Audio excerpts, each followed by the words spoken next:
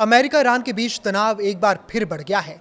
जिस तरह अमेरिकी जंगी जहाज जुट रहे हैं, उसे देखते हुए मध्य पूर्व में युद्ध का खतरा गहराता दिख रहा है। अमेरिका का aircraft carrier USS Abraham Lincoln 3 warships के साथ पश्चिम एशिया में पहुंच चुका है और ईरान में हड़कंप मचा हुआ है। पहले ही खबरें आई थी कि यहाँ के सर्वोच्च नेता अयतुल्ला अली खामनेई बंकर में छिप चुके हैं और कमान उनके बेटे ने संभाल ली है। हालांकि अमेरिका की सेंट्रल कमांड की ओर से कहा गया है कि 3 विनाशक जंगी जहाज और एयरक्राफ्ट कैरियर को इलाके में सुरक्षा कारणों से डिप्लॉय किया गया है, लेकिन पश्चिमी मीडिया के सोर्स कह रहे हैं कि अमेरिका ने सटीक हमलों की तैयारी कर रखी है और उनके निशाने पर ईरान के वो सीनियर ऑफिशियल्स हैं जिन्होंने विरोध प्रदर्शनों के दौरान दमनकारी भूमिका निभाई है। हमले इसी हफ्ते हो सकते हैं, हालांकि ईरानी अधिकारी पुष्टि ट्रंप प्रशासन की ओर से नहीं की गई है। न्यूयॉर्क टाइम्स की रिपोर्ट के मुताबिक अमेरिकी खुफिया एजेंसियों को जानकारी मिली है कि इस वक्त ईरान की सरकार अपने सबसे कमजोर दौर में है।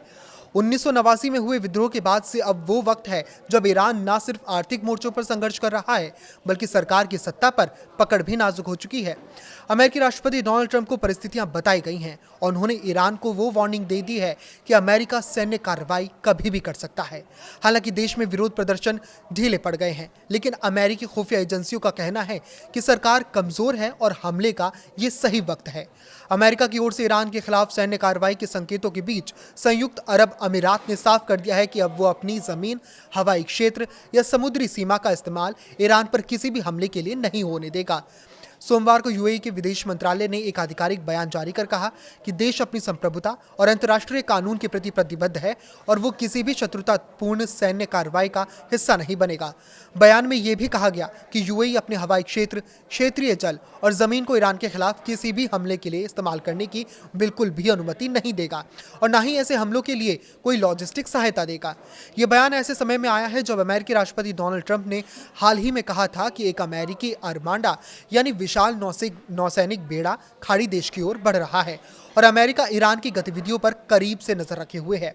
दूसरी ओर ईरान ने अमेरिका को सख्त चेतावनी दी है कि एक वरिष्ठ ईरानी अधिकारी ने कहा कि अगर ईरान पर किसी भी तरह का हमला हुआ, चाहे वो सीमित हो या सटीक, उसे पूरी तरह से बिल्कुल जंग माना जाएगा और जवाब बेहद कठोर होगा।